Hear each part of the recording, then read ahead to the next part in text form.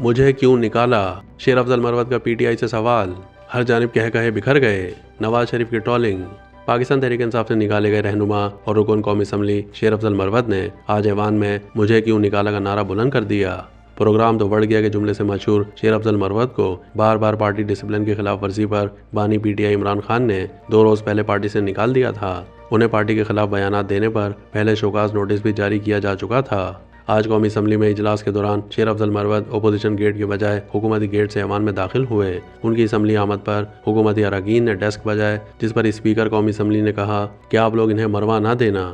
اجلاس میں وقفہ سوالات کے دوران اسپیکر نے موبائل کمپنیوں کے ضم ہونے پر ضمنی سوال کرنے کا کہا تو شیر افضل مروت نے کہا کہ میرا سوال تو ابھی صرف اپنے لوگوں سے ہے کہ مجھے کیوں نکالا ہے۔ شیر افضل مروت کے مختصر نقطہ اعتراض پر حکومتی ارکان نے کہے لگائے، لیکن پی ٹی آئی کے اراکین خاموش رہے۔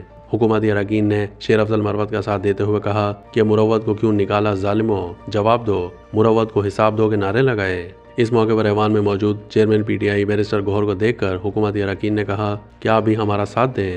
اسمبلی کی کارروائی کے دوران رہنما مسلم لیگ نون اور رکن قومی اسمبلی حنیف عباسی نے ہلکے پھلکے انداز میں شیر افضل مروت سے کہا کہ ہم آپ کے ساتھ ہیں، پی ٹی آئی میں واپس بھجوائیں گے۔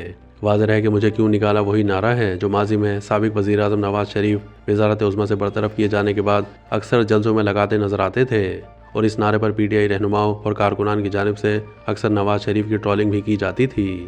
شیر افضل مروت نے پارٹی سے نکالے جانے کے بعد اپنے رد عمل میں لکھا کہ مجھے حالیہ فیصلے سے بہت دکھ ہوا ہے۔ ایسا محسوس ہوتا ہے کہ ان افراد کی وجہ سے نکالا گیا ہوں جنہوں نے مجھے کبھی پارٹی میں قبول ہی نہیں کیا۔ ان کا مزید کہنا تھا کہ اگر پارٹی نے اپنے فیصلے پر نظر ثانی نہیں کی تو میں اسے عزت سے قبول کروں گا، لیکن کبھی رعایت نہیں مانگوں گا۔ تاہم مشکل حالات میں متحد کھڑے رہنے والے پی ٹی آئی لیڈرز اور ورکرز سے یہ ضرور کہوں گا کہ ناانصافی کے خلاف آواز ضرور اٹھائیں۔